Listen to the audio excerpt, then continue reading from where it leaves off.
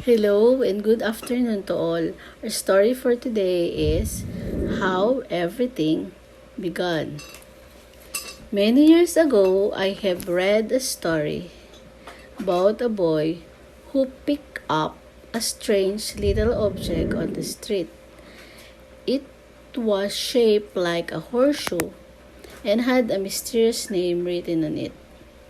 The boy tried to pronounce the name but failed. He tried again and again. Then one day, as he said the word a different way, the object began to grow in his hand.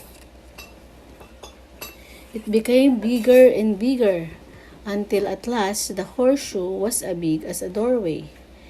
He stepped through it and found himself in a foreign country far across the sea. Day after day, using this horseshoe, he visited all sorts of strange places. Then he thought he would like to see how many people lived long ago. So as he whispered the magic word to the horseshoe, he said he would like to visit Rome in the days of the Caesars. And presto, there he was. Of course, it was only a made-up story, but it does give us an idea. Would you like to go and see what the world was like back in the very beginning of time? You would? Alright. Let's imagine that there is an archway through which we can pass and travel back across the years. Steady now? Careful. Now we are going through it. Everything around us is fading away. Chairs, tables, carpets, radio set are all disappearing. Faces are growing dim. Lights are going out. It is getting darker and darker. Swiftly we speed back across the years. It's like being in a rocket plane. We streak over hundreds and thousands of years in a moment. Past the time when Jesus lived on earth. Past the time of David. Past the time of Abraham. Past the time of Noah. Past the time of Adam. Oh dear, how dark it is. We can't see anything. All about us, it is pitch black. Not a glimmer of light anywhere. Not the tiniest candle. Not the faintest star. Only darkness and night. But we can hear something. It is the swishing, gurgling sounds that water marks. Just as we have heard it many times at the seaside or when boating on a lake, water and darkness. As the Bible says, darkness was upon the face of the deep.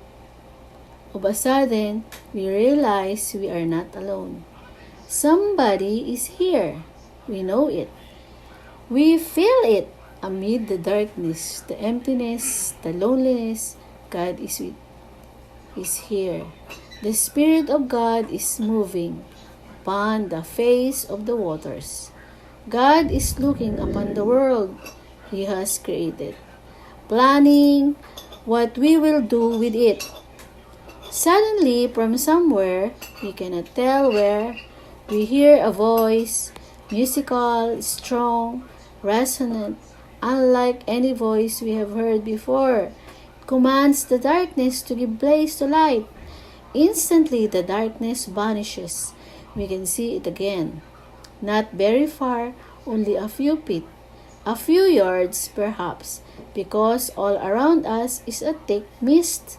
But how wonderful is the light after dark. There is no blue sky, no bright sunshine, only a sort of brilliant fog. And under it, water everywhere. No land, just this vast, restless, heaving ocean. Not a man or a woman, not a boy or a girl, not a bird or an animal, no, not even a fish in the sea, only light in the midst and on the water. And God saw the light, that it was good. And God divided the light from darkness. And God called the light day, and the darkness he called night. And the evening and the morning were the first day. The first day, the very beginning of everything. In this old world, the beginning of time, the beginning of history, the beginning of all the happiness and sorrow of mankind.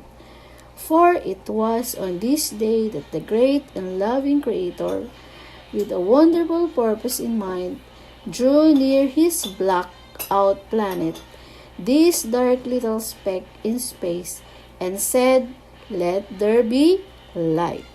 Thank you for watching. Until next story.